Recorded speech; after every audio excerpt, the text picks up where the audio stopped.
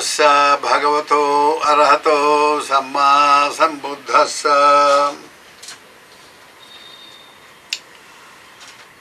The subject of the discourse today is the process of enlightenment. This is based on what we discussed last week. We'll just briefly we'll now repeat the particular instance from where the subject today is derived. Now you'll remember last week, say the story of Sumana Devi, the daughter of Anathapindika. She was in a critical state of, she was just facing death. She was already a Sakadagami and a very highly spiritually evolved person. Just before death, you see, she wanted to see her father, so she told her mother and others to call him. He had gone out to help somebody organize some ceremonies. So he quickly returned and then he asked, "Well, daughter, how are you, my dear? Are you all right?" Now she said, "I am all right, younger brother." He called the father younger brother.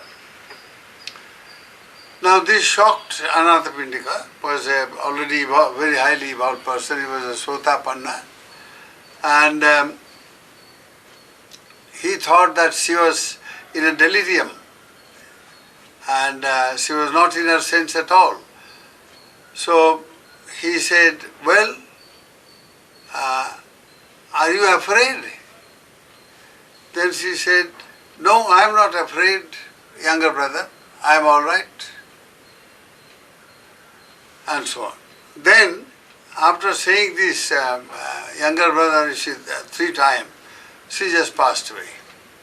Now this shocked the Maha-Upasaka, and Anathapindika, he said, "There is something very bad. She is such a spiritually evolved person. She meditated regularly and she was looking after the feeding of the monks. There were 2,000 monks used to be offered with alms food every day. So all that, she was in charge of all that. Whole life she has done, you see, this kind of thing. She didn't marry. So Anathapindika attended to the funeral, cremation ceremonies and all the other rituals and so on, which had to be done at that time. After that, somewhere in the late noon, he went to the Buddha and he described what exactly happened. So Lord Buddha said immediately, he knew what has happened, but he immediately said, "Well, she did not die in delirium. She did not have delirium. She was in perfect condition, and she did not have any fear either. So she called you younger brother. That is because she was in a different, her mind was in a different plane at that time. She was thinking in terms of ultimate reality. She didn't think in terms of father, mother, sister, I and all that. No. Her mind was in the plane of, in the Lokutra plane actually. So she, before passing away, she wanted him to know her condition, and so she called him younger brother, because she was Sotapanna and he was, she was Sakadagami and he was only Sotapanna. These are 2 different stages of enlightenment. So last time, this much I mentioned. There are several points which arises from this event. This is an extraordinary experience, no doubt. And so today we'll pick up the thread And you see, what exactly is the nature of enlightenment? What happens to an enlightened person and to an unenlightened person? Now that is going to be the subject of the discourse today. So first of all, what exactly is meant by enlightenment? Enlightenment is a process of experiencing Nibbana. That is what it is.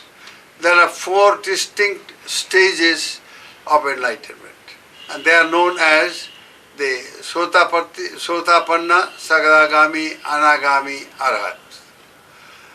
Now these 4 stages can be compared to a mansion. Say a mansion which is built like a tower-shaped mansion, let us say, having 4 distinct stages. In the first stage, when you find access into this tower mansion, there are 2 sides of this particular first floor, the first stage. One is where the actual, you see, Magga Jnana, the insight, the supramundane or the transcendental insight into Nibbana. Nibbana is as the object of that state of consciousness, of that state of insight. And as soon as you experience this state of Nibbana as the object of the consciousness, your consciousness undergoes total change. It becomes transformed. Then the person becomes spiritually transformed and he is known as one who has entered into the stream of Nibbana. Sota, one. Srota is stream. Srotapanna, one who has entered into the stream directly leading to Nibbana, experience of Nibbana, or realization of Nibbana. So now, at this stage, all that happens is that 3 fetters. Fetter means they are just bandhana, those which tie the mind with worldly existence. These 3 fetters tie the mind with the mundane state of existence, where life, one travels, so to say, journeys from life to life ad infinitum. There is no end to this.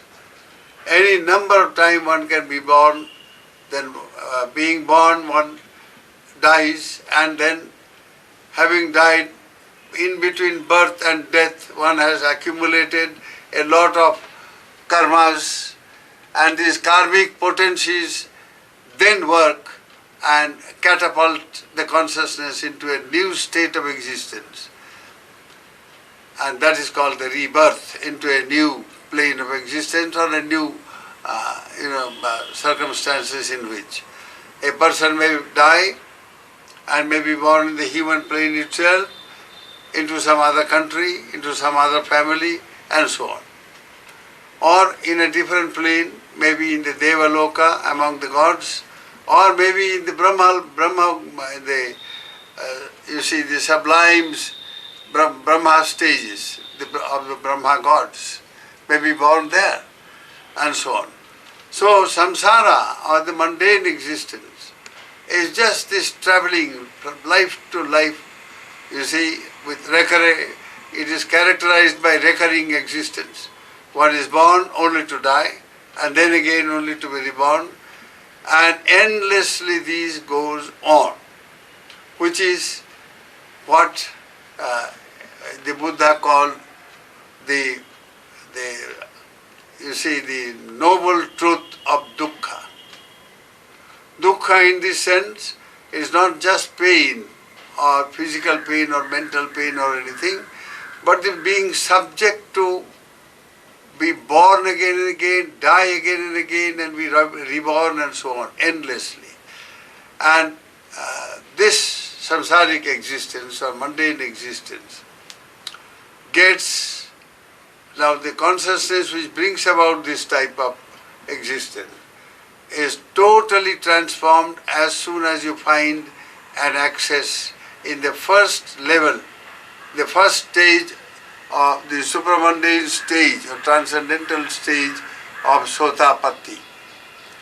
As soon as you attain, you enter into this stage, so to say, enter into the tower, the first floor of the tower, your mind is totally transformed.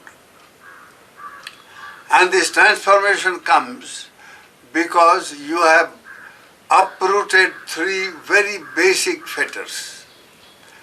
Those ties or bandhanas, or those which bind the mind from life to life. From one life to life, you see, they are known as sangyojanas or fetters, which simply means that which tie one life with the other.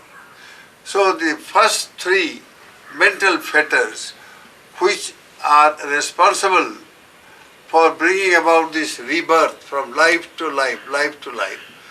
Now these three are severed once for all. They are uprooted.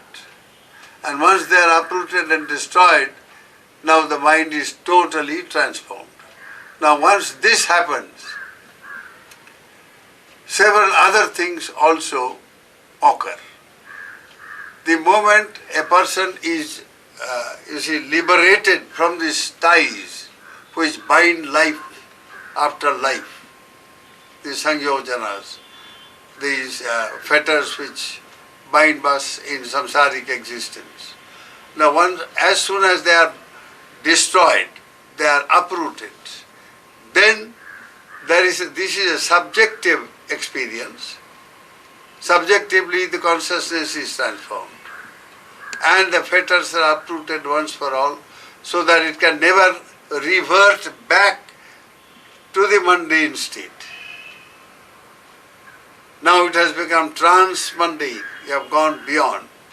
So with this tremendous transformation of the consciousness, there are other wonderful things that happen. Now objectively, this is subjectively, this transformation has occurred by destruction of the Sangyojana. Now objectively, you are totally liberated from being born in the apaya. There are 4 stages of subhuman existence. For instance, once you become a Sotapanna, you get this Sotapatti Magga, state of insight, or enlightenment insight. Then you can never be born, for instance, as an animal in the animal world, or in the world of the ghosts, or evil spirits, or in the world of the demoniac being Asurika Loka, or in the, in the hells, in the lowest state of apaya is the hellish existence. So, Niraya it is called, or Naraka. Now all these states, once and for all, you see, all these states have been, now you have gone beyond them. That means with this transformation of consciousness, there is also the objective attainment of no more rebirth into these lower planes. You are liberated. So vimukta, you become a vimukta, one liberated one who can never be born in a lower plane. But you can be born at the most 7 times and no more than that.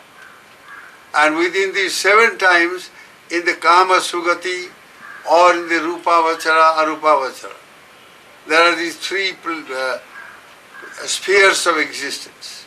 One is the Kama Loka or the Kama Vachara, the sphere of existence where life is immersed, so to say, in sense-born desire.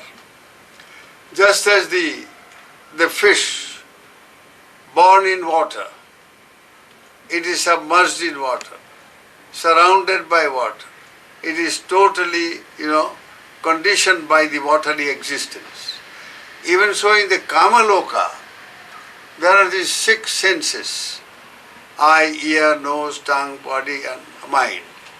Now, these senses are also doors. They are door for the mind to experience the external world. The eye experiences visible objects. And because of this interaction between the eye and the visual object, there arises the seeing consciousness. And when you see, the seeing mind or seeing consciousness arises, that may bring all kinds of, all kinds of other states of consciousness. You may like the object and then craving will arise, greed will arise, or you may dislike the object, hatred will arise. Like that, the mind can become polluted, or it's an object which brings about sublime feelings, greater feelings. You see a temple, you see a stupa, you see a bodhi tree, and your heart is filled with devotional feeling, filled with saddha, you see, faith, and with wisdom. What these objects symbolize, that with wisdom you see. So, this interaction, subject-object interaction, now, these, as a sotapanna, you are no longer subject to, you see, 3 things. The sense of sense illusion, I-ness, my-ness, I am, or belief in a soul, belief in a self, as an permanent, unchanging body, entity that travels from life to life and so on. And this is based upon some kind of religious dogma or religious belief and so on. Now with that, you see, once this kind of belief sets in and the mind is totally conditioned, one has the sense of being I as a permanent entity which never dies and so on. The body may die but not the mind and so on. Once this kind of belief or ideology overtakes the mind, then the mind suffers from several other limitations. So now when I sense is gone, therewith doubt also and cynicism also will go. Your mind will be open and you are open to truth. But once you have got into this kind of I belief, this soul and self-illusion, then your mind is not open to truth at all. All kinds of dogma will take over but not truth. And there then other belief pattern sets in. You believe in external things. For instance, you, in the name of religion, all kinds of external practices which do not affect the mind at all. Now these fetters, we will discuss them in greater detail, but for today's purpose, this much is enough. That when these 3 are destroyed, mind is completely, transformed, and the mind is liberated from the apayas. And you can be born in the sugati, in the happy states of the human being, and that also a higher type of human being, not just any human being, and the gods and so on.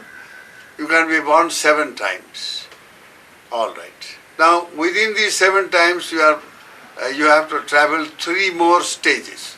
So the second stage of this tower, let us say, is the stage of the Sotapanna, Sakadagami.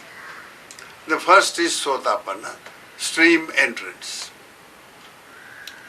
Second stage, you have the Sakadagami, means you can be born only once in the Kamaloka. Thereafter you are released, you are freed from Kamaloka. You can be born in Rupa Loka, Arupa Loka, that is in the world of the Brahmas, the sublime Brahma gods, there you can be born, and so on. So the Sakadagami, in this case, Sumana Devi was a Sakadagami. So she addressed the father, because she was at the moment just before passing away, she was aware that she was Sakadagami, and that she was aware of where she was going to be born. So when Buddha revealed this, and Anathapindika said, where is she born? So Lord Buddha said, well, she is born in Tusita Devaloka. That is the highest state of Kamavachara Devaloka. Beyond that is the Manaloka and so on. So now, she was born immediately. After saying this, she was born in the Tusita Devaloka and she was aware of it. She wanted the father to know this, so that he will further exert spiritually and also try to attain the higher stages. So the Sakadagami is the second stage. There are two more fetters are more or less not destroyed, but they are atrophied. It's like you see a paralytic patient, for instance, one suffering from paralysis. Well, the hand is there, the legs are there, the body is there, but they don't work. They are atrophied, they are, senseless. They don't work at all. So, two more fetters. One is the sensual desire, which is the one thing in Kamaloka that completely overtakes the minds of all beings in Kamaloka. So now, these Sakadagami people, you see, they have sort of attenuated, or rather made this sensual desire, and its opposite, vyapada, ill will or hatred.